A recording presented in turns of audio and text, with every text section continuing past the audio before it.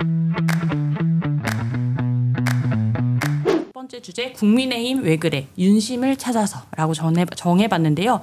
이게 뭔가 전당대회 일정이 아직 나오지도 않았는데 굉장히 누가 출마를 한다더라. 벌써 이 황교안 선생님은 또 출마 선언을 하시기도 하고 뭔가 이 출마 의사들이 본인이 한다고 안 했는데 막 나오기도 하고 이런데 뭐 연결해서 좀 얘기해보죠. 황교안 전 국무총리 출마 선언 대변인님은 좀 어떻게 보셨어요?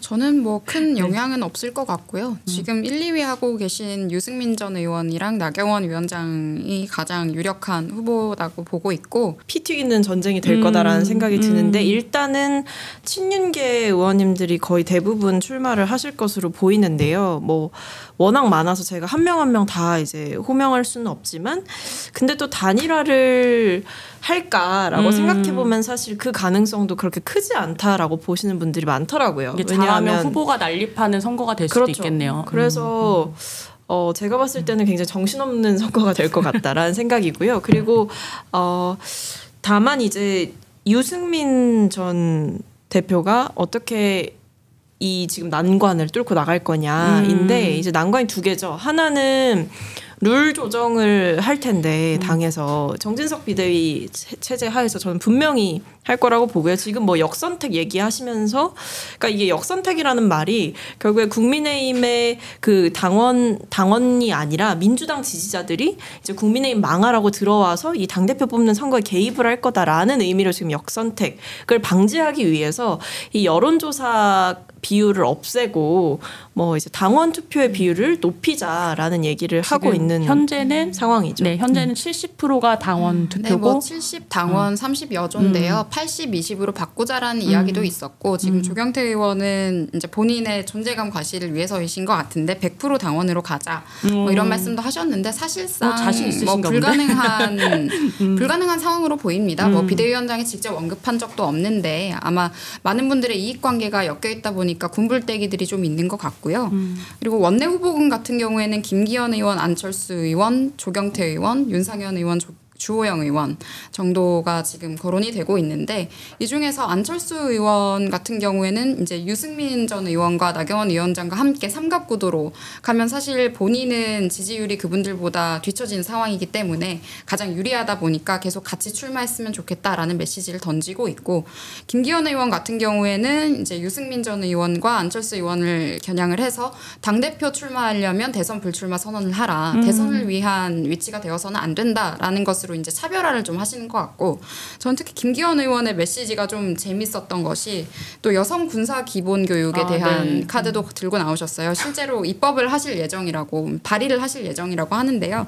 이렇게 해서 이제 본인들의 존재감 같은 것들을 조금 더 끌어올리시려는 것 같기도 하고 근데 지금 후보 등록을 하거나 한 상황은 아니기 때문에 일정도 아직 이제 안 나왔기 섣부른 판단은 좀 이른 것 같고 정치의 글의 구독 중요한 건 이제 유승민 대표가 되냐 마냐 그러니까 유승민 대 반유승민 구도로 갈 거냐 아니면은 뭐 이 구도가 좀 다르게 바뀔 거냐인데 지금 상황을 보면 너나 나나 할 것 없이 유승민 대표를 약간씩 좀 비판하고 있는 모습을 보면요.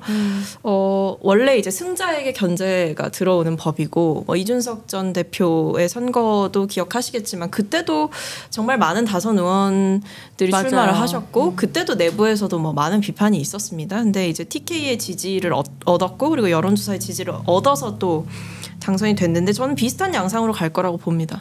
그래서 아마 룰 조정을 뭐 제가 봤을 땐 100% 할 것 같습니다. 100% 지금 70대 30에서 못해도 80대 20까지는 할 거고 아마 내부에서는 진짜 100% 얘기도 나올 수도 있어요. 이번만큼은 우리가 뭐 소위 말하는 이준석 같은 애는 다시 나오면 안 된다라는 내부의 여론이 분명히 있을 거예요. 그래서 아마 뭐 제가 오면서 보니까 김재원 전 수석이 유승민은 늙은 이준석이다 이런 얘기를 하셨더라고요. 근데 그러니까 이 발언이 적절하냐 마냐를 떠나서 이게 소위 이제 유승민 전 대표를 반대하는 시선이 결국에 약간 이준석 전 대표와 굉장히 비슷한 인물로 이 유승민 전 대표를 바라보고 있다면 아마 이분의 당선을 저지하기 위한 총력전이 벌어질 것이다라는 생각이 들고 저는 거기에 정진석 비대위원장이 분명히 참전할 거다. 영향을 끼칠 것이다. 우리 당원들의 시각에서 유승민 전 의원과 이준석 전 대표를 향한 시선은 저는 분리해서 봐야 된다고 일단 보고 있고요. 이준석 대표를 지지했던 분들이 반드시 유승민 전 의원을 지지하지 않는 상황이기도 하고 그래서 유승민 전 의원이 또 설득해야 하는 부분도 분명히 있는 것이고요. 근데 저는 이번 전당대회가 뭐 반윤 친윤 구도로는 어려울 것 같아요. 왜냐하면 지금 당장 이루어진다면 그게 가능했을지도 모르겠습니다. 뭐 가처분 신청이나 이런 것들이 처리되지 않은 상황이었다면 가능했을지 모르지만 일단 내년 2월 정도로 아마도 예측을 하고 있는데 설 지나고 그쯤에 할 것 같은데 내년 2월로 본다면 그때까지 반윤 친윤 구도를 우리 당에서 실질적으로 끌어가지는 않을 것 같기도 하고 그리고 반윤이라고 했을 때 가장 이득을 보는 거는 유승민 전 의원 혼자이신데 유승민 전 의원도 단순히 반윤 후보가 아니라 내가 이런 정체성을 갖고 있다라는 거를 더 어필을 하고 싶으실 거예요. 그리고 대선 후보가 아닌 당대표 후보이다 보니까 아무래도 당에 대한 충성도를 이야기하는 목소리들이 좀 나오고 있는 것 같습니다. 상대적으로 국민적 인지도가 좀 떨어지시는 분들 같은 경우에는 이런 부분들을 자신들의 어필하는 지점으로 삼고 계신 것 같고 해서요. 아마도 룰 변경에 대해서도 논의가 이루어지겠지만 저는 뭐 결국 명분 싸움이기 때문에 명분이 없는 이야기들은 통하지 않을 것 같고 특히 당원 100% 같은 경우에는 실현하기 사실 어려운 것인데 어떻게 보면 메시지를 좀 던진 것 같아요. 조금이라도 비율을 높이자. 정치 왜 그래? 구독! 나경원 전 의원이 저는 가장 지금 주목해 볼 만한 인물인 것 같은 게 대변인님이 꼽은 주목할 인물. 네, 나경원 위원장인 것이 지금 유승민 전 의원과 같이 1, 2위 후보를 하고 있는데 지금 저출산 고령사회위원회 부위원장이 임명이 됐단 말이에요. 그것 때문에 또 전당대회 출마하지 않는 게 아니냐. 약간 뭐 교통 정리를 이제 대통령이 좀 교통 정리를 한 거 아니냐라는 이야기가 나왔는데 나경원 전 의원 같은 경우는 이거는 비상근직이기 때문에 내가 뭐 출마한다 아니다라는 거를 이렇게 뭐 그건 아니다라고 이야기를 좀 그으셨죠. 나경원 위원장 같은 경우에는 그냥 지금 딱 그 상태 아닐까요? 나는 아직 배고프다. 저는 제가 봤을 땐 그 상태인 것 같은데 사실 이번에 교통정리 됐다 말은 많았지만 본인이 이제 임명되시고 나서 언론 인터뷰 메시지를 보면 아직 욕심이 있어요. 그러니까 원래는 만약에 그 출마를 안 한다고 정리가 됐고 본인 결심이 이렇게 좀 접어졌다라고 한다면 그렇게 인터뷰 안 하셨을 거예요. 보통 그 정치인들이 쓰는 아주 클래식한 언어가 있거든요. 뭐 본업에 집중하겠다, 뭐 막중한 임무를 맡았으니 뭐 국가를 위해서 헌신하겠다, 뭐 이런 얘기를 아마 하셨을 텐데 그게 아니라 뭐 민간직이다, 뭐 비상근직이다. 그러니까 할 수 있다라는 그 의지와 가능성을 내비치신 거를 보면 아직 꿈은 갖고 계시다. 오늘 또 기후환경 대사에 또 임명이 되셨어요. 그런데 나경원 위원장 같은 경우에는 그 의사가 있으신 거는 맞는 것 같습니다. 그래서 그런 측면에서 좀 주목하고 계시는 건 거죠. 네, 임명되었다고 속단하기는 좀 이른 것 같고 과연 어떤 선택을 하실지 한번 볼만한 주목해 볼만한 포인트인 것 같습니다. 사실 취임식에 또 초대를 받지 못한 것 때문에 좀 말이 좀 있었었잖아요. 그래서 뭐 그건 사실 이제 이른바 빼박이라고 하죠.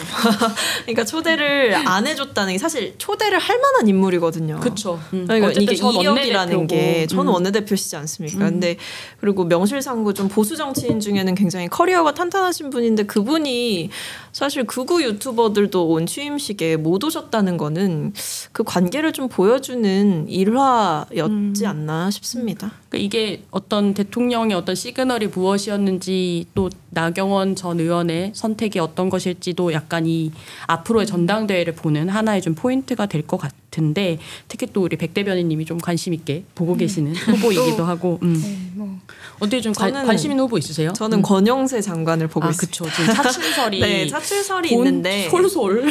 근데 이제 그럴 수는 있어요. 이렇게 차출설이 한번 떴기 때문에 좀 지금이야 당연히 부인을 할 거예요. 대통령실에서도 뭐 아니다. 장관 본인도 뭐 일하느라 바쁘다 아마 이럴 텐데 뭐 그런 거에 신경 쓸 여력 없다. 뭐 이렇게 얘기를 하시겠지만 지금 권영세 통일부 장관의 차출설이 나온 거는 이제 뭐 방송에서 나온 거예요. 이제 장성철 평론가가 이제 방송에서 그 이제 권영세 장관이 뭐 총선 전략 보고서를 작성해서 대통령에게 보고를 했다라는 이제 내부 정보가 있다라는 말씀을 이제 하셨고 그러면서 그 보고서를 보고 대통령이 흡족했다. 두 번째, 그 다음에 권영세 장관을 당대표로 내보낼 가능성이 있다라는 건데 이거는 결국에 뭐냐면 윤심이 지금 나오신 후보들 누구한테도 없다는 거예요. 그러니까 윤 대통령이 마음 줄 상대가 없기 때문에 이제 본인이 가장 마음에 드는 사람을 아마 내보내는 형태로 약간 파견 보내듯이 용병처럼 이제 내보내지 않을까라는 생각인데 뭐 보고서에 대한 진위는 제가 알 수 없고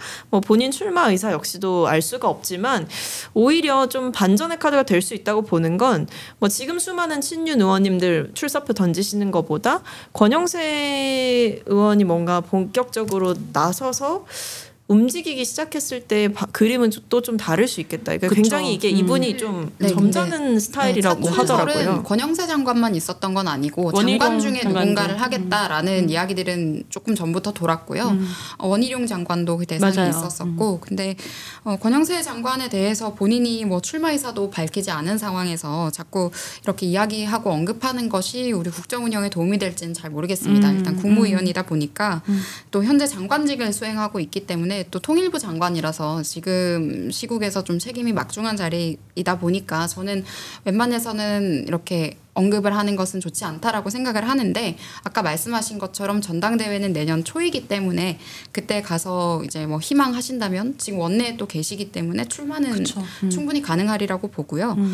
윤석열 대통령이 국민의힘에 입당했을 때도 권영세 장관과 함께 입당을 했었고 또 이준석 전 대표와 그때 화해하는 장면에서도 권영세 장관이 역할을 했던 것으로 알고 있기 때문에 이게 또 이런 이야기들이 많이 나오는 것 같습니다. 이게 또 워낙 그 사적인 관계도 있는 것 같아요. 서울법대 2년 선배기도 하고 검찰 선배기도 하고 권영세 장관이. 그러니까 윤석열 대통령이 인사하는 스타일을 보면 본인이 잘 아는 사람이 아니면 잘 안 쓰잖아요. 그러니까 본인의 이너서클이 굉장히 확실한 사람이에요. 그래서 아마 지금 윤심을 표방하는 사람들이 나온다고 한들 정말 자신이 마음을 주고 있다라고 느끼는 사람은 아마 몇 없을 거고 말씀하신 대로 이제 그런 이력, 뭐 서울대 동문이라든지 아니면 뭐 검찰 시절부터 알았다든지 이런 오랜 인연이 있는 사람들을 중심으로 핵심적인 자리에 기용을 하다 보니 뭐 그래서 이제 권영세 장관의 차출설 역시도 힘을 받는 이유가 그것이 아닐까 싶습니다. 이게 뭐 다른 것보다 이 지금 국민의힘 당권 경쟁을 좀 주목해서 봐야 될 게 사실상 이제 차기 총선의 공천권을 갖는 자리인데 이게 이 윤석열 정부의 일종의 좀 중간 평가 그런 성격을 좀 갖기 때문에 좀 관심을 많이 갖는 게 아닌가라는 좀 생각이 드는데 이제 다음 권력을 미리 보고 싶은 많은 분들이 군부를 떼고 계신 것 같습니다.